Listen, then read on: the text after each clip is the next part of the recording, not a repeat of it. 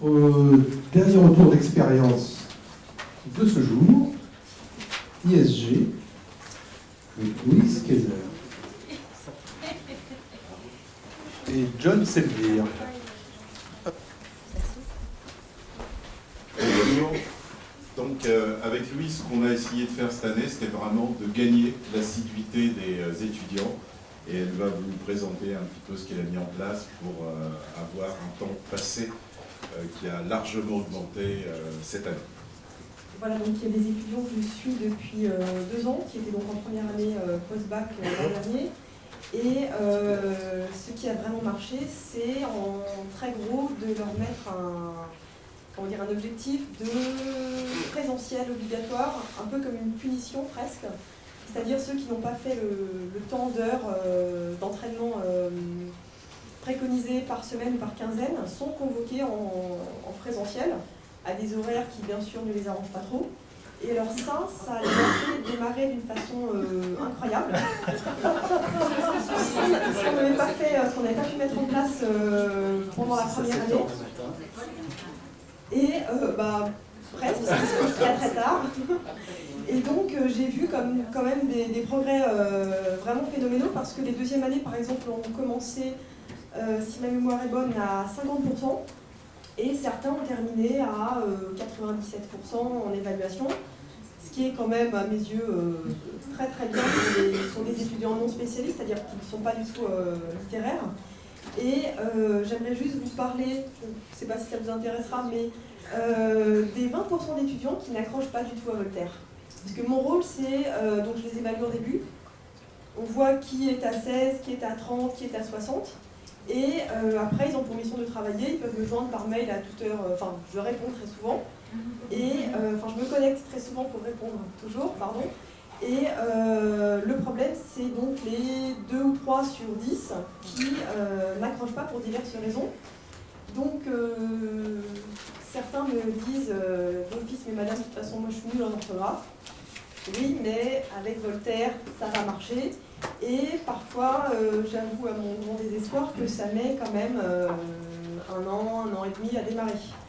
Donc, au début, je ne sais pas si vous vous souvenez, en 2013, première présentation, donc niveau 1 supérieur, mais premier niveau, des fautes absolument aberrantes, avec accent ou sans accent, différence entre partie passée ou infinitif, et des étudiants s'écrivent non mais là il n'y a pas de faute.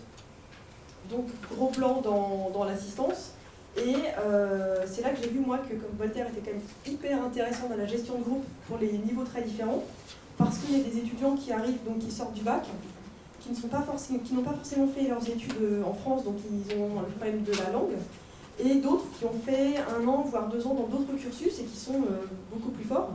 Mais donc ceux qui résistent, ceux qui se sont eux-mêmes étiquetés en tant que camp depuis le CP, c'est ceux-là que je vais presque travailler au corps pour les faire adhérer au projet et pour les faire travailler.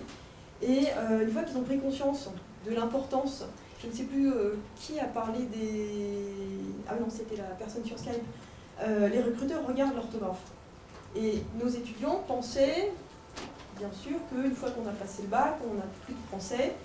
Et donc, rien que les motiver à comprendre que l'orthographe c'est très important et les mettre au travail, ça prend parfois 6 mois, parfois 1 an. Une fois qu'ils s'y sont mis, il n'y a plus de problème, je les lâche, je ne les vois plus. Par contre, je continue parfois les présentiels avec 5-10 étudiants qui peinent et qui m'annoncent des fautes ou vraiment des choses qu'ils ignorent, qui à mon avis auraient dû être réglées en CE1. Et parfois ça se débloque. Vraiment sous mes yeux, je réexplique les règles qui sont parfois trop obscures pour eux. Et je pense à vous et au module de... comment ça s'appelle, j'ai oublié. Les fondamentaux. Voilà, les fondamentaux, ça, vous allez nous mettre ça dans le packaging pour l'an prochain parce que c'est vraiment génial. Et donc petit à petit, on les gagne. Et ce qui les intéresse beaucoup quand ils n'accrochent pas à Voltaire, c'est les 2 premières questions que j'ai dans tous les groupes, à part de savoir si j'ai déjà écrit des livres, c'est de savoir moi mes scores sur Voltaire. Donc je les calme un peu en leur expliquant que j'ai quand même un doctorat en langue française et que je maîtrise un petit peu, mais parfois ils ne croient pas à Voltaire. Donc là, je leur réexplique Et éventuellement, je les fais vérifier même sur Internet. Ils tombent tout de suite sur Voltaire en ayant posé la question. Donc là, bon, effectivement, c'est ça, ils ne le savent pas. Et une fois que cette prise de conscience a été faite, c'est bon, ils démarrent, je ne les vois plus. Donc ça, c'est les problématiques.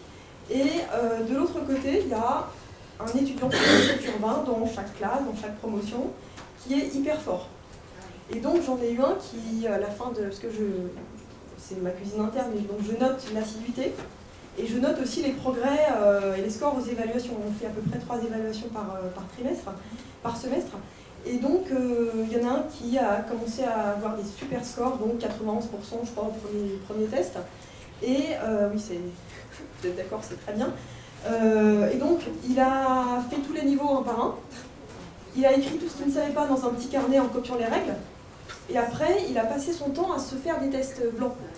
Et donc, il est devenu fou.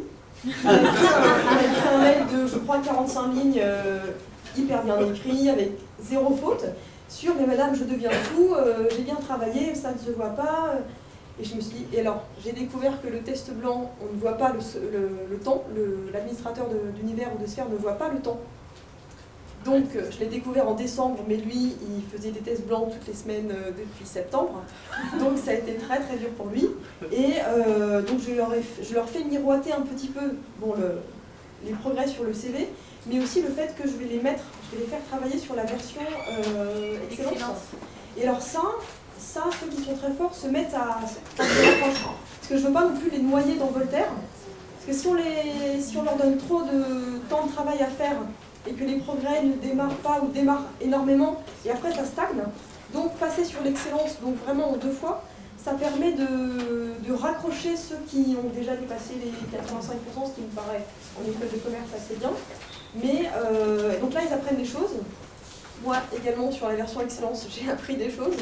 Mais voilà, parce que nous on n'a pas mis la certification en place cette année, mais on va en parler en off après.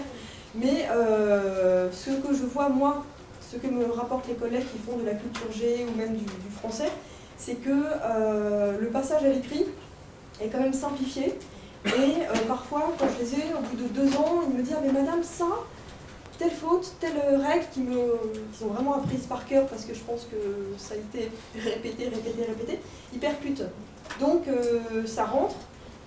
Et surtout, on voit qu'ils le réemploient, ce qui, au départ, n'était pas gagné. Voilà. Merci. Si vous avez des questions. Par exemple, les séances que vous faites en présentiel. Passe le micro. Merci. Les séances que vous faites en présentiel, est-ce que vous pouvez nous dire comment vous l'organisez, comment vous la structurez?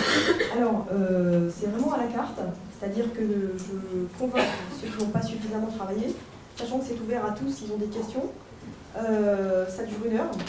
S'ils ne sont pas là, ils n'ont pas le point de régularité qui correspond à la semaine.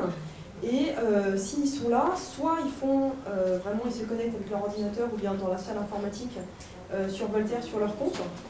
Soit ils peuvent, il m'est arrivé de faire des dictées ou de leur proposer vraiment des exercices ciblés sur tel point. Et il y en a qui ont vraiment eu besoin de ça, d'un accompagnement presque humain, parce que Voltaire ne marchait pas. Enfin, c'est, voilà.